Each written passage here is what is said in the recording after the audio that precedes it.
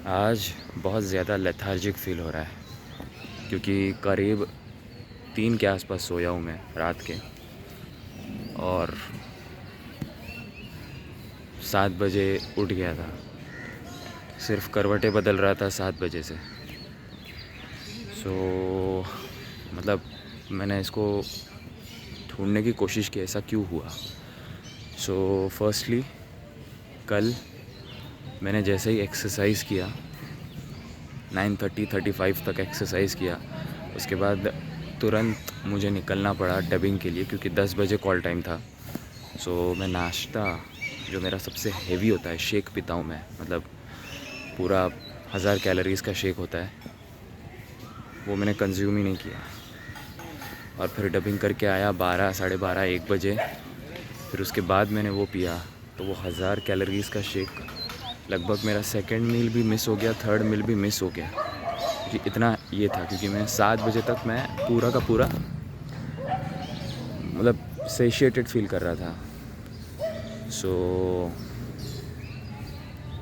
7 बजे के बाद मैं थिएटर गया तो तभी भी मुझे फ़ील नहीं हुआ, बट जैसे ही मैं सब नाइट रूटीन कंप्लीट करके बेड पर गया, मुझे भूख लगने लग गई। तो होता ये है कि जब भी आपको भूख लगती है तो हमारे बॉडी में एक हार्मोन होता है ग्रेलिन, जो स्टमक को सिग्नल देने लगता है, ब्रेन को सिग्नल देने लगता है कि जो स्टमक खाली होने की वजह से ब्रेन को सिग्नल देने लगता है कि भाई खाना खा ले।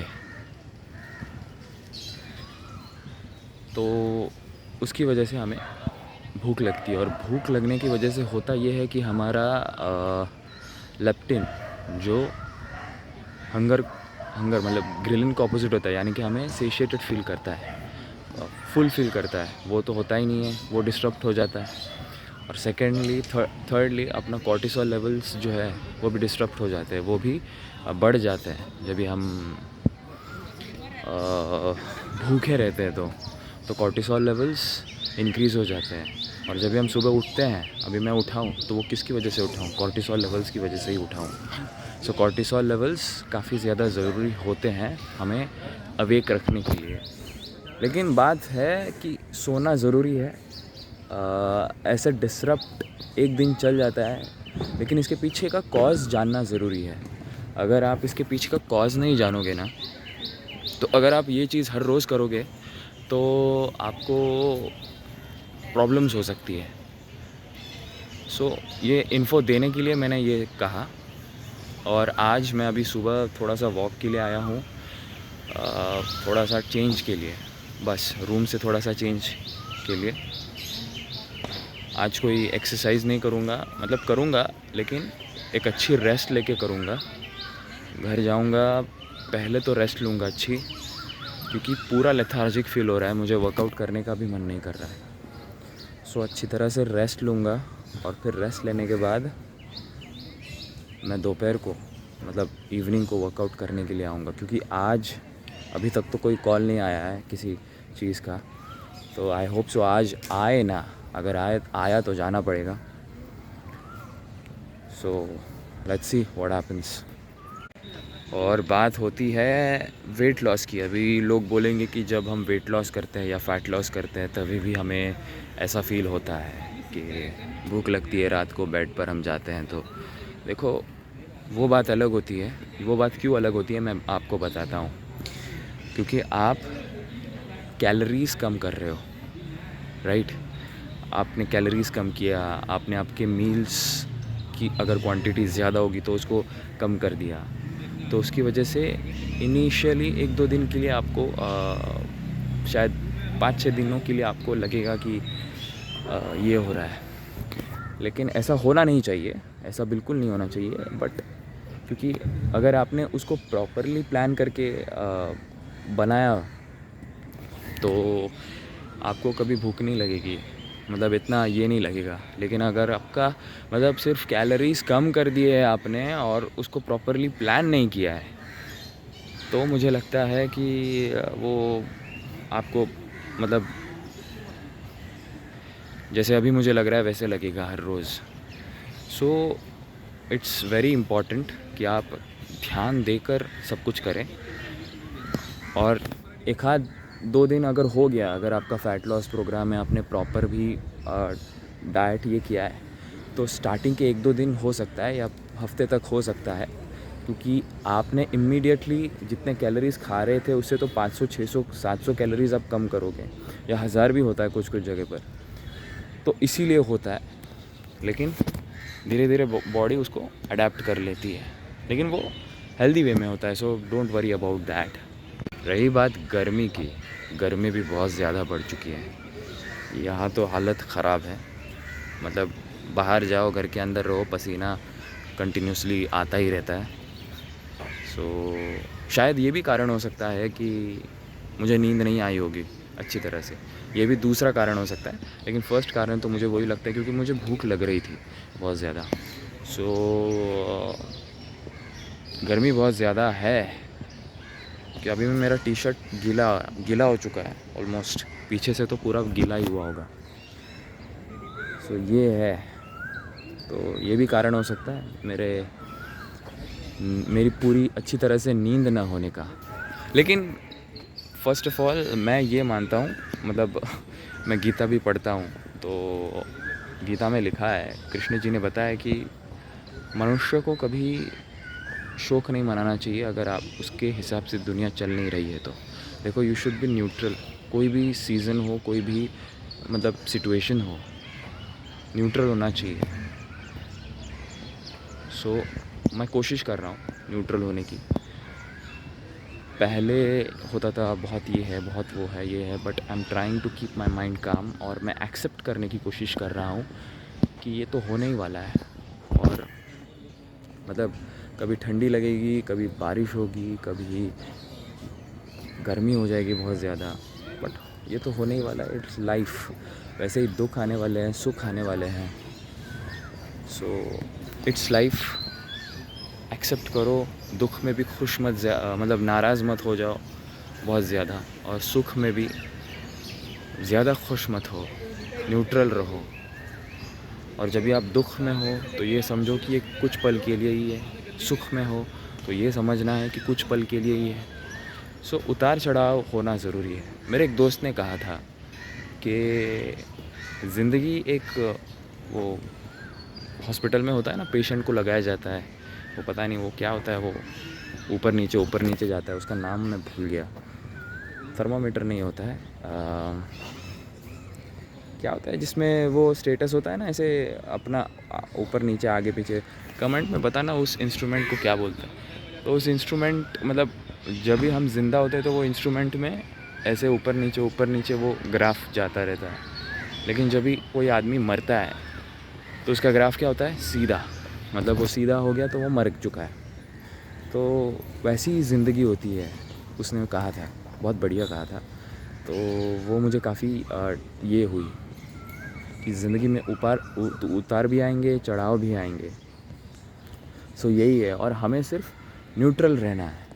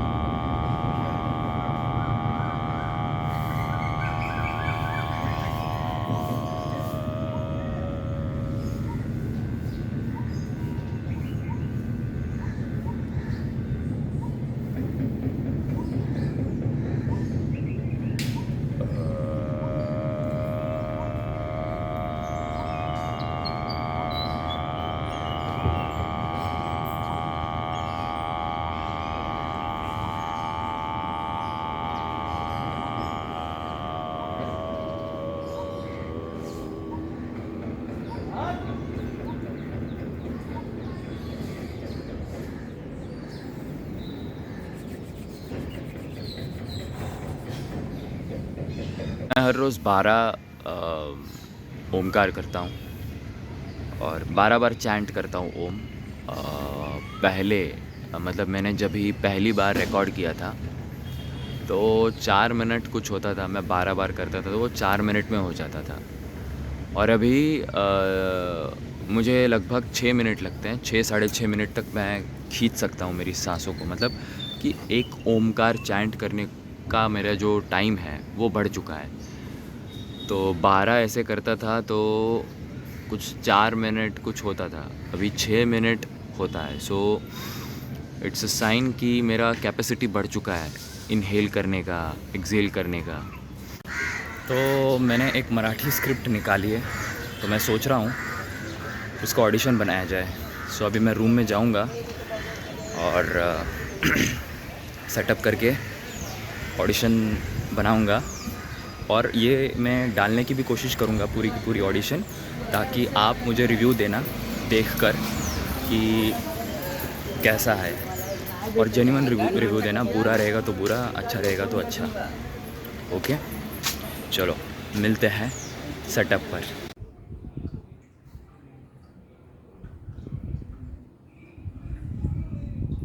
सगळ्यांनी सांगितलं होतं की हा फक्त एक फेज आहे, तू फक्त टाइम दे, सगळं आपोआप ठीक होऊन जाईल.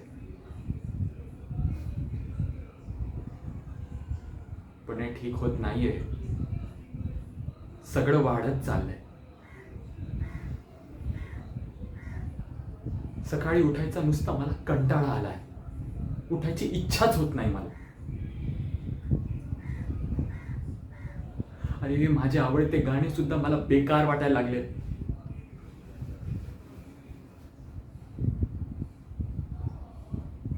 मित्रांचे कॉल मी स्वतः कट करतो. का? कारण बोलायला काही शब्दच उरले नाहीयेत माझ्याकडे.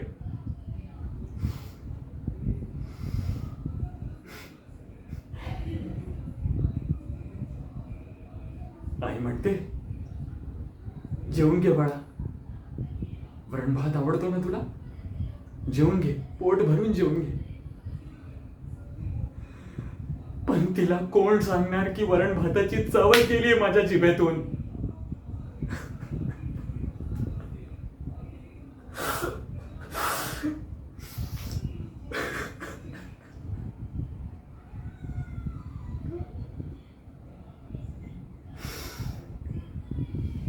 मी आळशी नाहीये रे, मी दुर्मिळ नाहीये रे, मी फक्त थकलोय रे, फक्त थकलोय. हा खोटा हसरा चेहरा दाखवून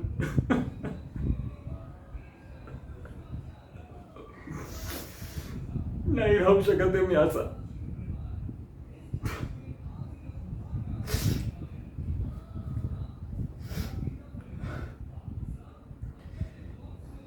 पण मला खात्री आहे, कोणी ना कोणी येईल जे मला समजेल. कोणी ना कोणी येईल आणि मला या अंधारापासून बाहेर काढेल. मी आशा करतो ही व्यक्ती लवकरात लवकर यावी. मला खात्री. हम चल नॉर्मल खेलो.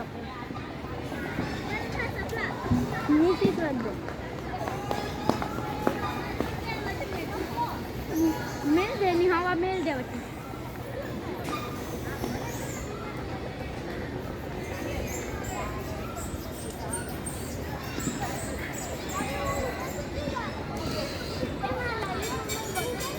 नहीं वो पूरा पॉइंट दे. मैं माता ए बटू मत आओ, बट फोन है. आराम से जाओ, गिराओ मत. ये धीरे धीरे रुक, पहले मैं दे.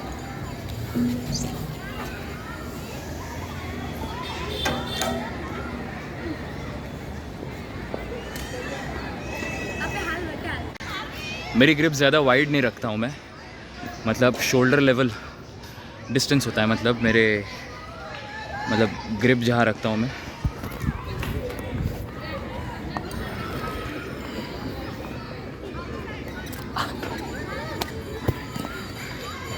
अरे वो बॉल आया था तो बॉल दे रहा था, तो ज़्यादा शोल्डर लेवल डिस्टेंस रहता है मेरा, तो वो मुझे परफेक्ट लगता है। Depends from person to person, किसी को वाइड अच्छा लगता है।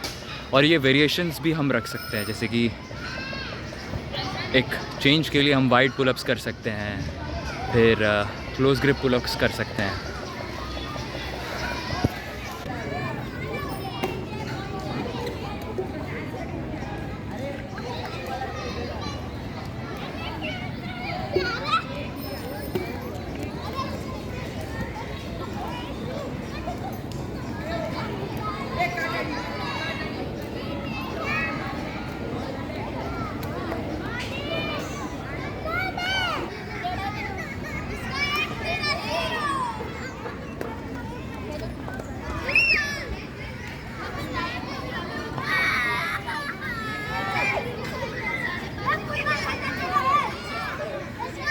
गर्मी बहुत ज़्यादा है और पसीने से मैं लथपथ हूँ। लगभग अभी क्या हो रहा है पता है कि मैं सुबह अलग कपड़े पहन रहा हूँ और शाम को अलग कपड़े पहन रहा हूँ। इतनी ज़्यादा गर्मी हो रही है। सिर्फ वर्कआउट को वही पहनता हूँ, लेकिन बाहर जाना हो तो सुबह अलग, शाम को अलग। बहुत ज़्यादा गर्मी हो गई है। अब आई होप सो 15-20 डेज़ अभी ऐसी ही गर्मी रहेगी। ऐसा होता है मेरे साथ। ज्यादातर सैकड़ों विचार दिमाग में उबलते रहते हैं और फव्वारे की तरह फूट कर बाहर निकलते रहते हैं। लेकिन आज की रात दिमाग खाली, लेकिन फिर भी दिल कह रहा है कि लिखो। अरे लेकिन इसमें घबराने की कोई जरूरत नहीं है। मेरे पेशे से जुड़े सभी लोगों के साथ ऐसा देर सवेर होता रहता है। ऐसा देर सवेर होता ही है। ऐसा देर सवेर होता ही है। राइटर्स ब्लॉक कहते हैं इसे, जो अपने आप आता है और अपने आप चला भी जाता है। इसलिए डरने की कोई जरूरत नहीं। ये भी आएगा और चला जाएगा अपने आप। एक मिनट, एक आइडिया आ रहा है। ना, अच्छा आइडिया नहीं है, बल्कि बहुत ही खराब और वाहियात आइडिया है। अब आई एम सॉरी मेरे दोस्तों, मैंने आप सभी लोगों को डिस्टर्ब किया। ये आइडिया ना सिर्फ खराब है, बल्कि इस आइडिया को मैं पहले भी इस्तेमाल कर चुका हूं। लिखने के बाद तो और भी घटिया साबित हुआ वो। खैर, ये एक टेम्पररी फेज है, निकल जाएगा। हालांकि बहुत लंबा टेम्पररी फेज होता जा रहा है। कुछ सूझ नहीं रहा।